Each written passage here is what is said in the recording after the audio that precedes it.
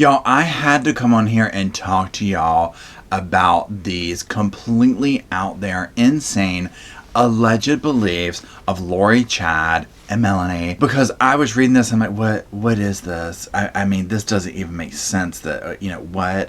And I have definite opinions of, what has most likely happened to the children at this point. But saying all that, we're going to be talking today about this document that has come out. Now, again, y'all, this is, allegedly slapped all over this. We need to make sure of that. But nonetheless, putting pieces of this puzzle together, this seems to add up. Now, I'm going to link in the description, number one, a link to Denise Rainey's channel. That's where I've been following this case at, and she puts a lot of in-depth stuff up about this case. Now, I'm also going to link an article to this document where you can read them verbatim.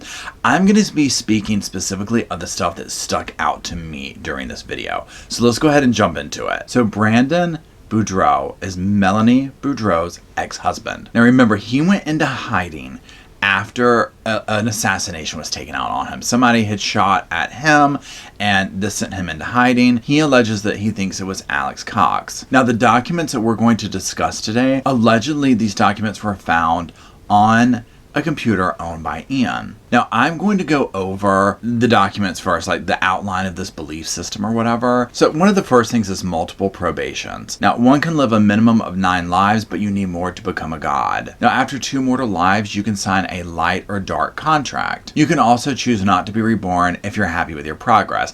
I want to sign up for that one right now, personally. I'm fine, y'all. I don't want to come back unless this is a damn dog.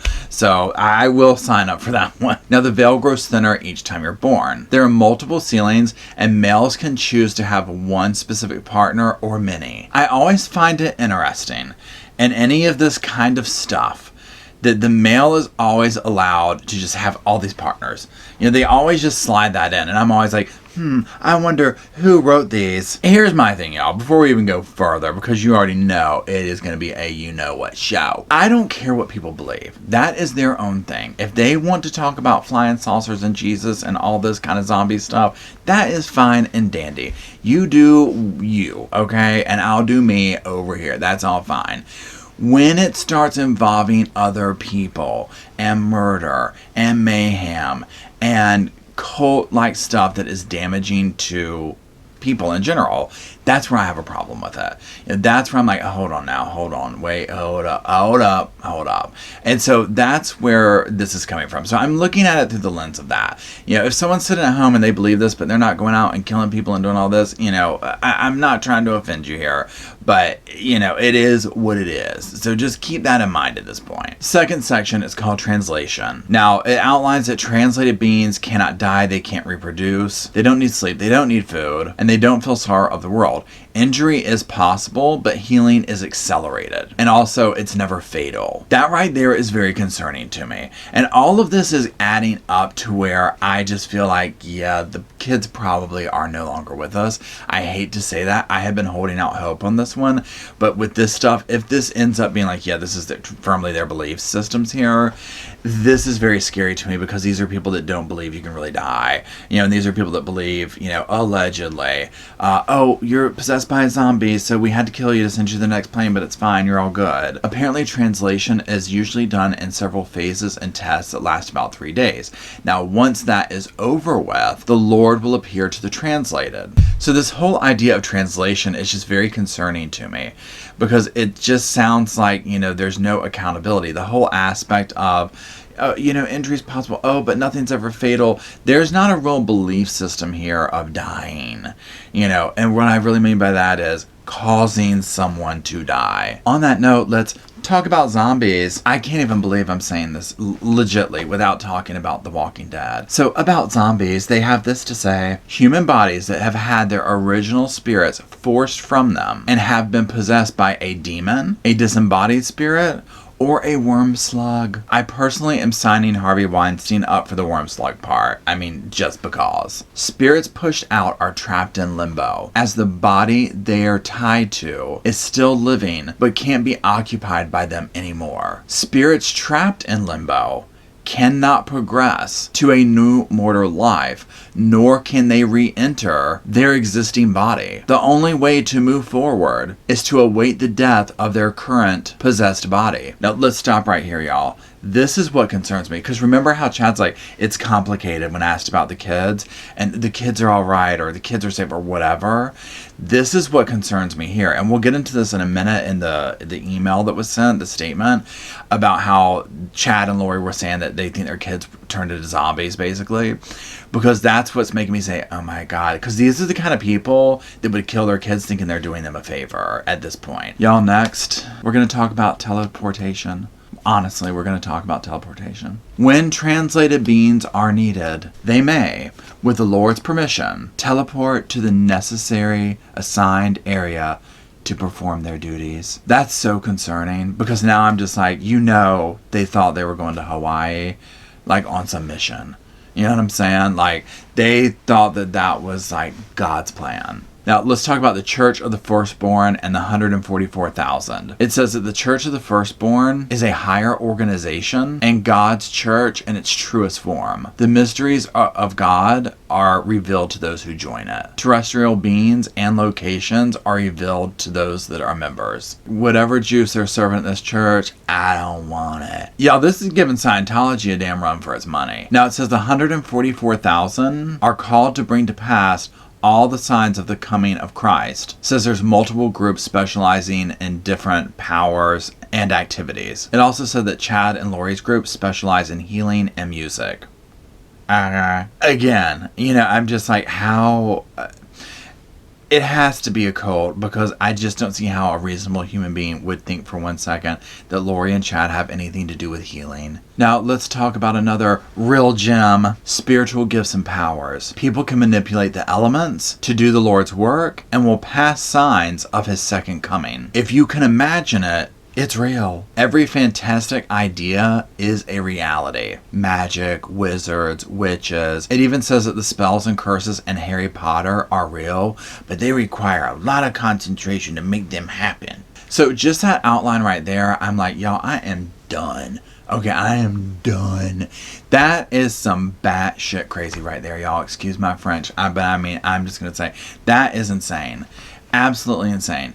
This is borderline kindergarten made up stuff. Now, what I find interesting is in this other statement, Ian is explaining, some of his first impressions and like kind of his entry into the world of Melani, Chad, and Lori. Now, he even says, like, look, at first, I met them. I didn't get a bad impression. That's what makes them even more dangerous.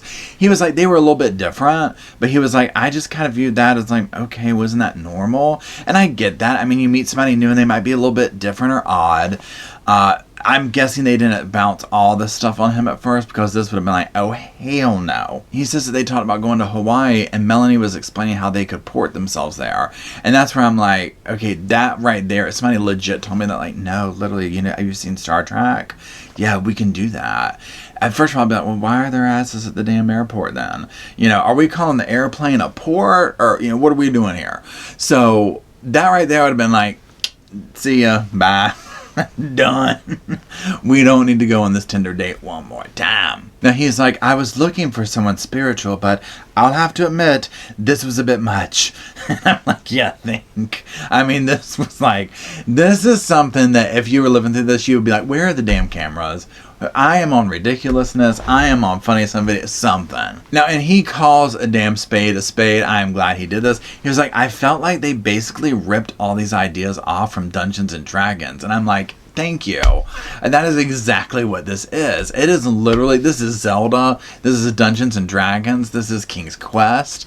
This is like all this stuff. Except these are grown adults playing with lives. He was like, I felt like they made a role-playing game based on the Bible. And they have a damn role-playing game somewhere in this cult. They've got this. Now, the scary part is Ian goes on in the statement saying, look, Melani talked about how Brandon, her ex, had become possessed by a demon. She was told that something had to happened to him to facilitate his spiritual progress so that it could continue on with the Lord's plan. Now, this is the scary part, y'all, because here you have these people essentially playing God. That's all they're doing. They're sitting here playing God with other people's lives. They are so desperate to be so important, and they're also so brainwashed, and they're also using this as a guise to facilitate what they want to do. For whatever reason, it has to involve murder against all these people. Now, in this, he also says that Melani shared the idea that, Chad and Lori could have facilitated Alex taking the shot at Brandon. Now, even more concerning is that he talks about how Melani said that Chad and Lori talked about how their children had become possessed by demons and that they were now zombies. If this is true, this is what I fear. I can only imagine that Lori and Chad, whether they really convince themselves of this or they're just using it as a guise to facilitate their crimes, I'm not 100% sure yet. But regardless, if they are convinced that if you're a zombie and you have to do all this stuff and it's better for you to go to the next world, then they probably didn't have any qualms in getting rid of their children. Because in their world, they're probably looking at it like, no, we're helping them, we're sending them on their way. The kids are okay. It's complicated. Remember these statements that Chad has said. At some point you would have to come to this awakening of, we know we killed our kids.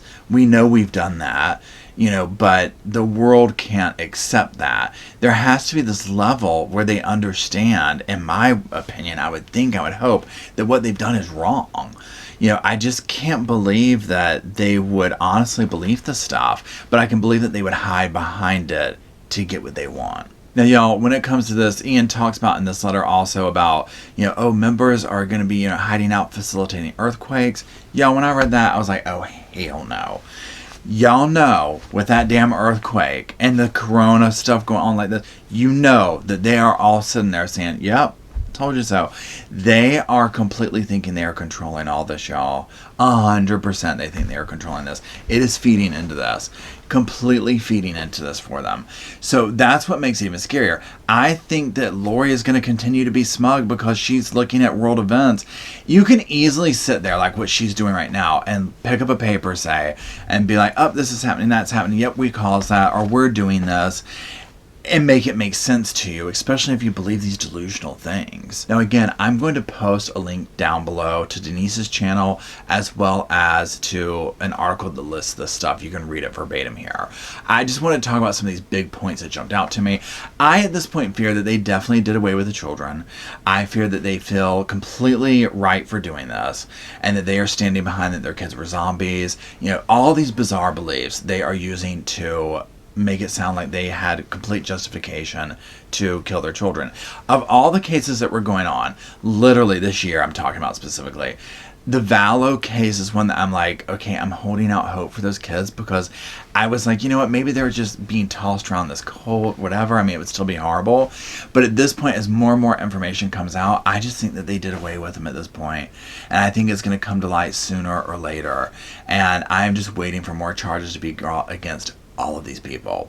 So anyways, I hope everybody is doing well out there. I hope you are staying inside and safe, somehow keeping entertained, probably here on YouTube. Thank you for hanging out with me, and I will talk to you soon.